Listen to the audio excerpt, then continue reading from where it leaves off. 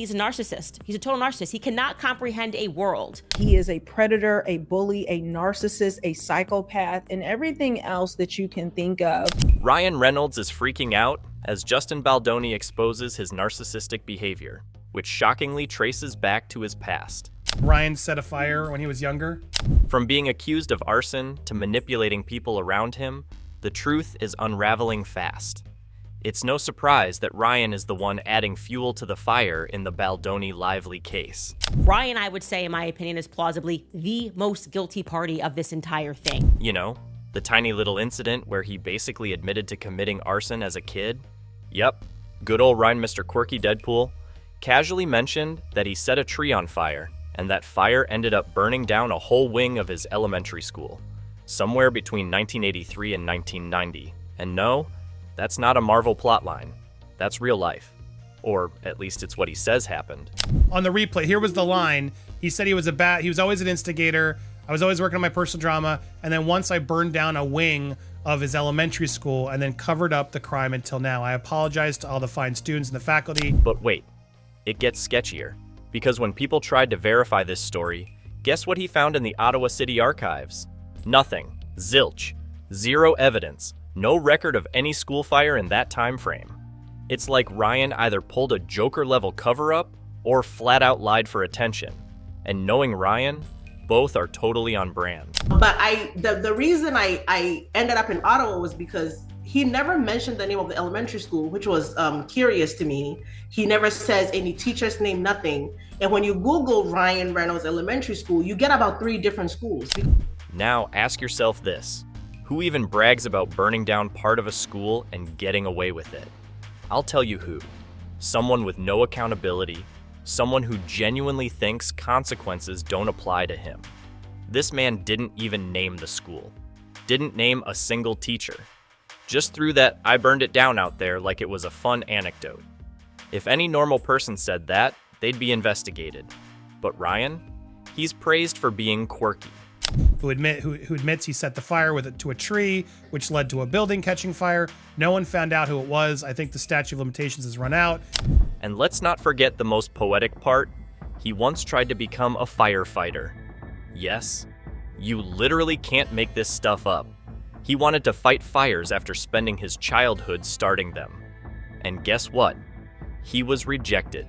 Not surprising, considering firefighters actually have to, not be obsessed with burning things down. I believe him 100%, especially because he tried to be a firefighter and he was denied. And he's who firefighters call firebugs. Because when they're kids, they do these little things like setting little fires and really watching the response team come in. Psychologically, this is a red flag wrapped in a bigger red flag. Pyromaniac tendencies in childhood are often linked to adult narcissism and control issues. And let me ask, does anything about Ryan's recent behavior not scream control freak? From hijacking creative direction on films to weaponizing people around him, the man needs everything to go his way. It's like he's still trying to set fires, but now it's reputations and careers instead of trees. I'm just gonna go ahead and say the signs have always been there, and I'm just glad we're catching up and really looking now. Basically, when there's too much smoke, right, Kim? There is fire. Yeah. Yeah. Which brings us straight into Exhibit B, Blake Lively, or as I like to call her, Ryan Reynolds' human PR shield. You know how every magician has an assistant to distract the crowd while they pull the trick? That's Blake in this mess. Except now, the trick isn't a rabbit out of a hat. It's the absolute destruction of Justin Baldoni's life and career. But no, they are trying to destroy this man's life. They've tripled, quadrupled down, and it's so frustrating. Let's be honest here. People are starting to question if this entire marriage is more PR than passion. Rumors say Ryan and Blake aren't even living together right now. Gee, I wonder why. Could it be because Ryan turned their lives into a full-blown courtroom circus? They believe they're too big to fail. They have too much backing. They're Ryan and Blake. I don't think they've come to the realization that train and that ship sank back in August when the world saw them for who they are. And let's talk about the timing. Blake filed a sexual harassment complaint against Baldoni while filming It Ends With Us. And suddenly, Baldoni slaps them with a $400 million defamation lawsuit. This man didn't just file a claim, he basically screamed, "I've had enough of your Hollywood bull." And honestly, good for him. Ryan Reynolds says Justin Baldoni can't sue him over hurt feelings. Then there's the commentary from Nelest, a media strategist who literally works with Fortune 500 companies and A-listers. Even she sees through this circus. She straight up said this isn't just a legal battle, it's a war for public opinion. And guess who's on the front lines spinning narratives like he's directing a Marvel movie? Ryan. Captain Gaslight Reynolds. Thesis is essentially that Ryan is actually such a good guy that he kind of had to be a bad guy. Let's not ignore the emotional manipulation happening here. Blake claims she's dealing with trauma, anxiety, and fear from the case. Okay, but then she's out here smiling at SNL events, playing the cool celebrity couple role next to the very guy fueling all this drama. Either she's part of the plan, or Ryan's using her pain to keep the attention off himself. Either way, gross. Mr. Reynolds was a key player in the scheme, defaming Justin around Hollywood, strong-arming WME, their agency, into dropping Justin as a client and trying to destroy Justin's career however possible.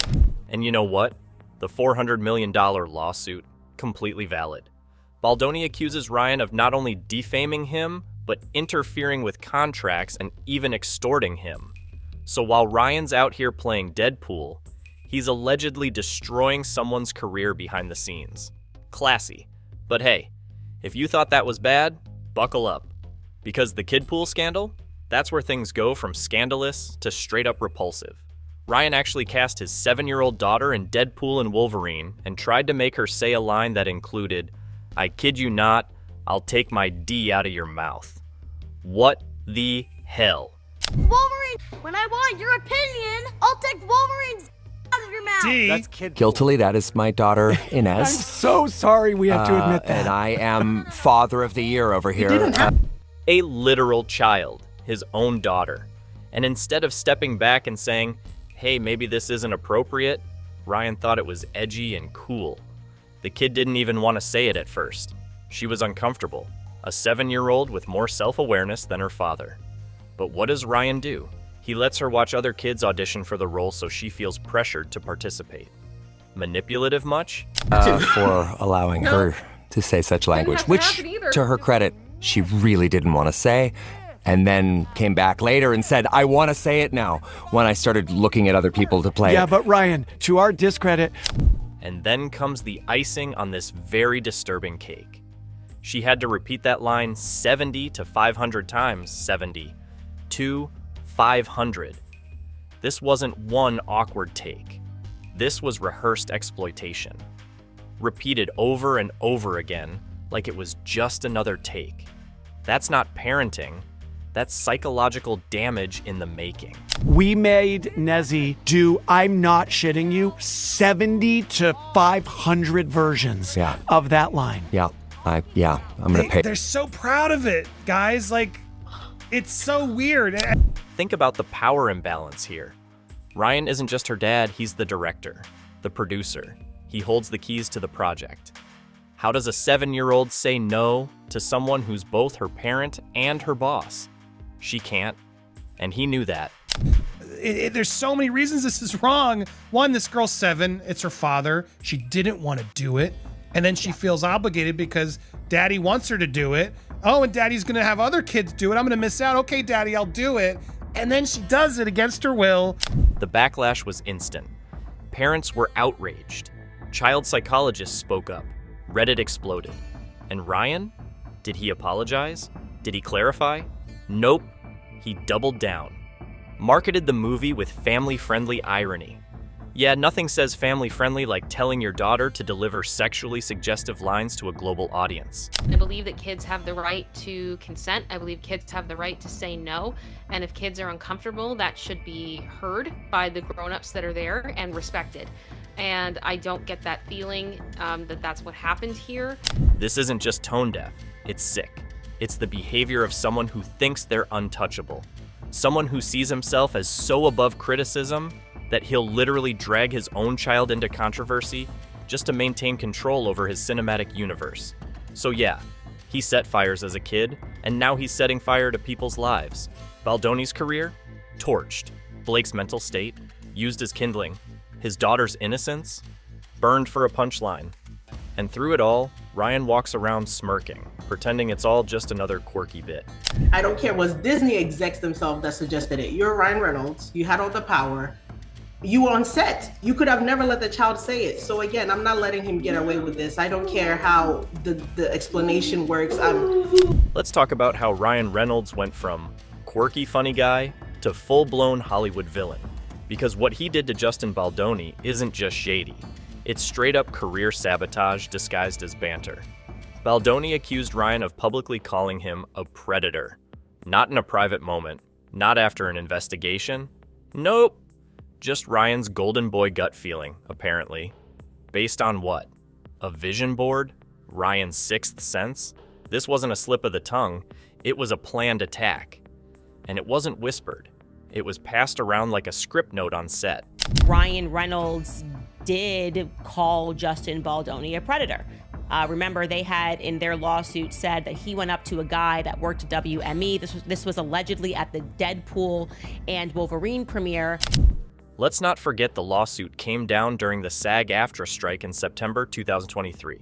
Most people use that time to rest or organize for workers' rights. Not Ryan. Nope. He used that pause like it was an intermission in a gladiator match. While others fought for fair contracts, Ryan apparently spent that free time trying to end Justin's career. Perfect timing, right? Baldoni's hands were tied, the project stalled, and Reynolds allegedly went all in, using the break to tighten his chokehold on creative control. He's a sexual predator. And their argument to that is, well, Ryan believed that that was true. Ryan believed that he was a predator, and therefore, this is not problematic because he believed it. The exact language is, the entirety of the plaintiff's defamation claim appears to be based on the 2 times that Mr. Reynolds allegedly called Mr. Baldoni a predator. And then came the leaked texts. Ryan Reynolds allegedly manipulating cast members behind the scenes, spreading concerns about Justin Baldoni like a puppet master with an iPhone. He didn't stop there.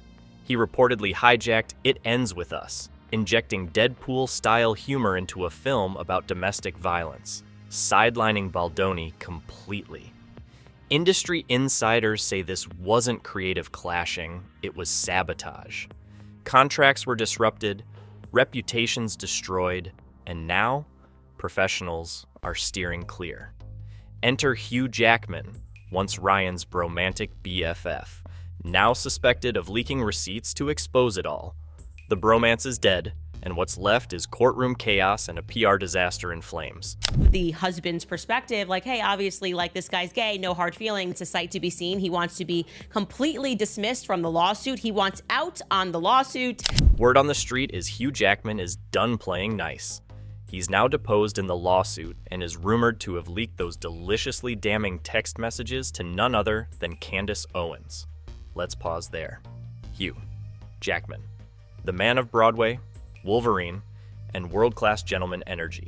Hugh Jackman, Wolverine, will be deposed, and I suspect that might be making Ryan Reynolds extremely nervous, and I'll tell you why. This is the guy who apparently saw enough to step away, and maybe, just maybe, drop a little digital nuke on Ryan's campaign of chaos. If this is true, Jackman didn't just walk away. He burned the bridge behind him and threw the receipts into the flames. And what exactly pushed Hugh over the edge? Well, maybe it was the skits. You know, the Deadpool promos that thought it was a good idea to joke about domestic violence while promoting a film about domestic violence. Seriously. Hugh Jackman was also in the now infamously cringe It Ends With Us promotional skit that had nothing to do with promoting the movie, which was about domestic violence, where Ryan directed it and he brought in his mom and Blake was in the background. We learned that. This wasn't satire. It was a fever dream of bad decisions. Ryan dragged Hugh into those cringeworthy videos, and instead of funny, they came off tone-deaf, insensitive, and just plain dumb. Critics were not amused. The internet called it exploitative. And Hugh? He probably realized he was being used as a prop in Ryan's ongoing circus. Ryan's kind of perpetually highly publicizing his bromances is something that I find to be quite strange, right? Mostly because he's a 48-year-old man, Ryan Reynolds.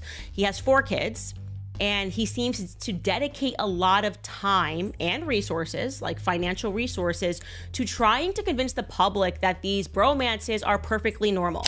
Oh, and did we mention Hughes' 27-year marriage ended in the same month Deadpool 3 filming paused?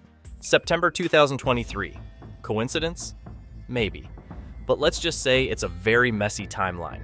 Personal life unraveling, project derailed, and now he's tangled in Ryan's mess.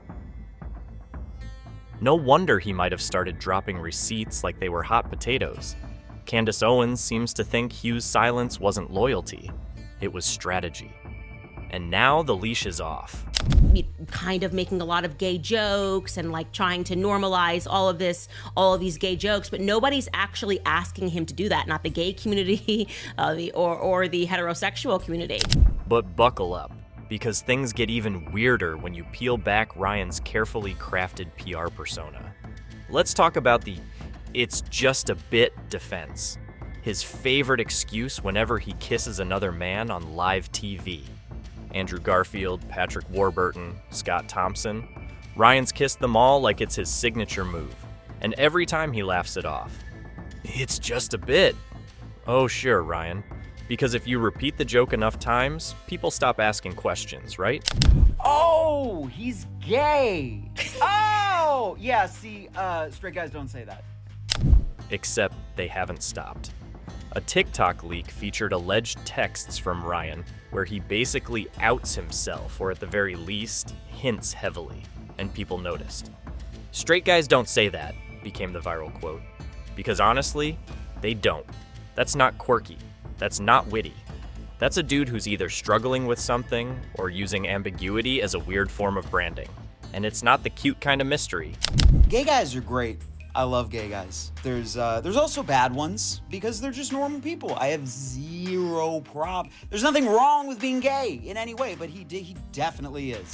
It's the manipulative, strategic, hide in plain sight kind of mystery. Candace Owens dove into this like a shark in blood. Her analysis? Ryan Reynolds is closeted, controlled, and selling a fake persona to keep everyone guessing. And let's not pretend that theory came out of nowhere.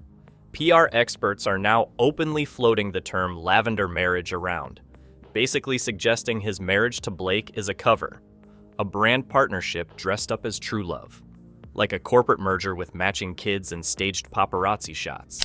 That he's a narcissist. He's a total narcissist. He cannot comprehend a world. I truly believe he cannot comprehend a world in which him and his wife are not liked. This isn't just speculation, it's a pattern. His public image is so manufactured it makes Barbie look spontaneous. Everything is calculated. Every tweet, every award show kiss, every cringy Deadpool promo. It's all part of the Ryan Reynolds hologram he wants us to believe is a real person. But the cracks are showing. The kissy jokes aren't landing, the lawsuits are stacking. His bromance with Hugh went nuclear. His daughter scandal is still haunting him, and the facade of the cool, relatable dad is peeling off like a cheap sticker on a knockoff toy. Ryan Reynolds' bromances, his various bromances over the years. We've talked about him and Jake Gyllenhaal, and obviously this has been a bromance that has been very much thrown in the public's face. And that leads us to the real question. If Ryan Reynolds is acting this hard in real life, what exactly is he trying to hide? Because at this point, no amount of Deadpool merch, snarky one-liners, or "oops, I burned down a school" jokes can cover the fact that something is deeply off. And the people closest to him, they're either walking away, speaking out, or slowly turning the heat up on the guy who once thought he could outcharm the truth. Look at his dead eyes. Straight.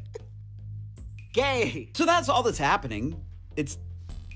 He's a closeted gay man, and that's just, when you deny yourself that truth, you're just gonna do weird, crazy shit. Let's talk about the desperate move of the century, the infamous attorney's eyes only Hail Mary, aka the AEO tactic. Blake's team, led by none other than Captain Damage Control himself, Ryan Reynolds, pushed for certain documents to be sealed from public view. Why?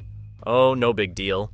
Just because they contain career-ruining information. We need this AEO determination, right? They want the judge to agree to an attorney's eyes only designation to protect, as they term it, highly confidential information that could destroy the careers of the third-party people that are involved. Yeah. When that's your legal strategy, it's less about justice and more about hiding the skeletons in your walk-in closet full of Deadpool merch. They didn't even try to sugarcoat it. Blake's lawyers outright argued that the docs could end multiple people's careers if made public. That's not just sealing documents, that's panic mode. Red alert, press the button before it blows level secrecy. And when your defense sounds like, "Please, Your Honor, don't let anyone see this or we're toast," that says more than any leak ever could. And they're going like, we need this AEO designation because their careers would be ruined if the public found something out about them. It just makes you ask what truth could be so poisonous to someone's career that if revealed, it would be over.